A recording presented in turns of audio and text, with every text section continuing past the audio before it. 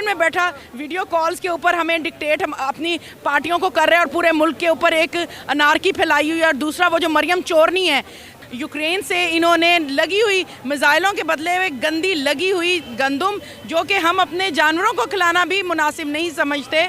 एक ज़री मुल्क है पाकिस्तान, और वो हमारी मुफ्त आटे की स्कीम में ये लोगों को जहर खिला रहे हैं। अस्सलाम वालेकुम। वालेकुम अस्सलाम जी क्या हाल आपका? ठीक है जी, अल्लाह का शुक्र, अल्हम्दुलिल्लाह। अच्छा, आप मुझे ये बताएं कि नवाज शरीफ साहब ने रात को ये कहा है डॉलर है वो 500 रुपए तक जा सकता है अगर मुल्क के यही हालात रहे। ये जी उनको ज़्यादा पता होगा, ये उन्हीं की करतूतें हैं कि जिसकी वजह से आज 300 के करीब तो पहुंच गया है। तो वो ज़्यादा बेहतर जान सकते हैं, क्योंकि उन्होंने जिस तरह मुल्क की हालत बना दी है। आपने कभी 75 साल तारीख में इस तरह देखा है कि अब जो गंदम की हमारी शॉर्टेज हो गई, और यूक्रेन से इन्होंने लगी हुई मिसाइलों के बदले में गंदी लगी हुई गंदम, जो कि हम अपने जानवरों को खिलाना भी मुनासिब नहीं समझते। एक ज़री मुल्क है पाकिस्तान, और वो हमारी मुफ्त आटे की स्कीम में ये लोगों को जहर खिला रहे हैं। तो उनको बेहतर पता है कि वो मुल्की हालात को किस तरीके से, क्योंकि उनकी वजह से ये सब कुछ हो रहा है। एक अच्छी भली चलती हुई हुकूमत को इन्होंने डीरेल किया, इन्होंने खान साहब को उतारा, और आज आपने हालात देखे।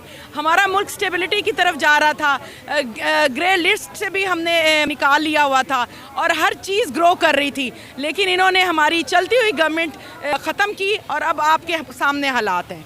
अच्छा, नवाज शरीफ साहब ने रात को ये भी बात की कि हम पेट्रोल जो हमारी हुकूमत थी, जब मैं था पाकिस्तान में, तो 65 रुपए किलो के हिसाब से दे रहे थे। उनका इस वक्त जो दिमाग वो ख़त्म हो चुका है कि उनको समझ नहीं आती उन्होंने बोलना। जी, जब वो पाकिस्तान में थे तो उनके प्लेटलेट्स डाउन हो रहे थे, फिर यकायक वो चले गए इंग्लैंड। उनके जो है ना प्लेटलेट्स ओवर हो गए हैं, और साथ ही साथ उनकी जो ओवर चार्जिंग की वजह से ना उनका दिमाग ख़राब हो गया है। कभी हमारे मुल्क में पेट्रोल किलो के हिसाब से भी मिला है। वो ये जितनी वातवाइयाँ बोल रहे हैं ना, इसी जोम में उनकी बेटी मरियम चोरनी भी है, और वो भी हैं कि पता नहीं वो कितने बड़े अजीम लीडर हैं।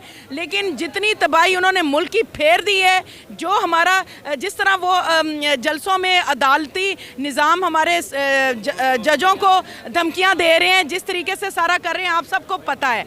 तो मैं इस चीज़ को बड़ी पुरजोर कंडेम करती हूँ कि ये जो दिमागी मरीज़ हैं, एक बैठा इंग्लैंड में बैठा वीडियो कॉल्स के ऊपर हमें डिक्टेट हम अपनी पार्टियों को कर रहे हैं, और पूरे मुल्क के ऊपर एक अनारकी फैलाई हुई है। और दूसरा वो जो मरियम चोरनी है, तो ये इनको अल्लाह ताला हिदायत दे। और ये वाकई जिधर इन्होंने अपने इलाज कराने हैं, जिधर इन्होंने अपनी जायदादें बनाई हैं, और जिधर इनके बच्चे रह रहे हैं, काइंडली ये मुल्क के पाकिस्तान के ऊपर रहम करते हुए उधर फ्लाई कर जाए, तब इंशाल्लाह ताला हमारा मुल्क अच्छा बन जाएगा।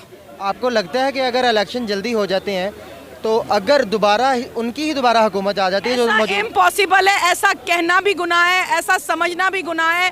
जो ये हमारे ऊपर मुसल्लत हुए हैं, जिस दो नंबरी से इन्होंने हमारी गवर्नमेंट गिराई, हमारे नुमाइंदे जो इलेक्ट थे उनको ख़रीदा गया, और जिस तरह हॉर्स ट्रेडिंग की अजीम मिसाल कायम करते हुए इन्होंने खान साहब की हुकूमत को गिराया है। ये जान चुकी है वो कभी भी इस करप्ट टोले को, इन चोरों के टोले को, इन बदतमीज़ टोले को कभी भी दोबारा मसलत पाकिस्तान पे नहीं करेगी।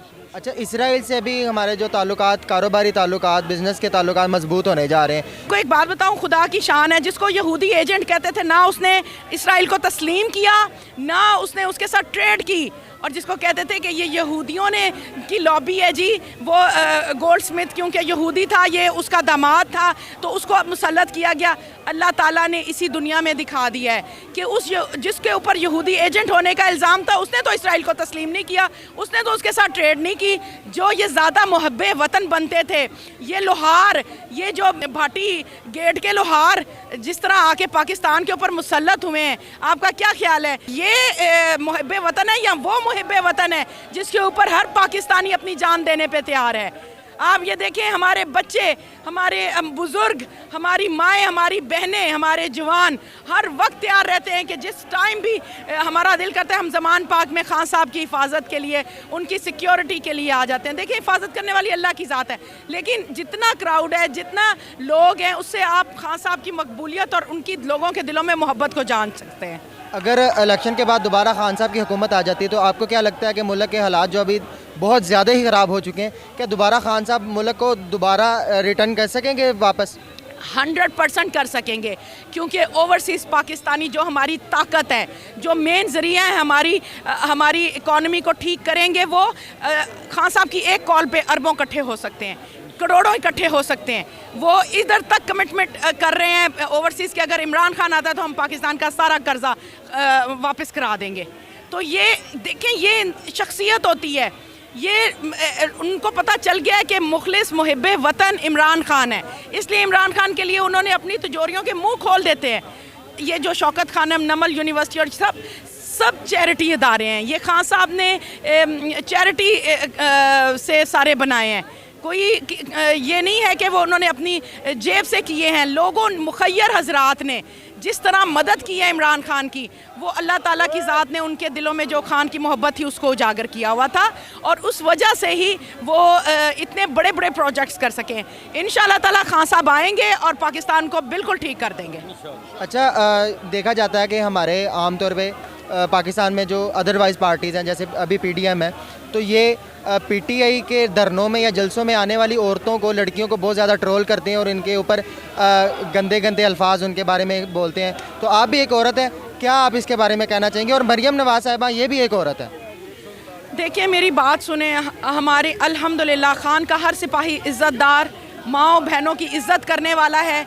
मैं जब से ये ज़मान पार्क में हमने एक तरह से धरने वाला हिसाब ही हुआ है, अल्हम्दुलिल्लाह कोई खुशगवार कभी वाक़या नहीं हुआ, क्योंकि हमारे जो भाई हैं वो हम उनकी बहनों की तरह हैं। कोई किसी के हम बहन हैं, किसी के हम बेटी हैं, किसी के हम माँ हैं। तो हमारे जो कारकुन हैं खान साहब की, ये स्पेशल इंस्ट्रक्शंस हैं कि जो हमारी बीबियाँ हैं, जो हमारी बहनें औरतें हैं, उनको तंग ना किया जाए।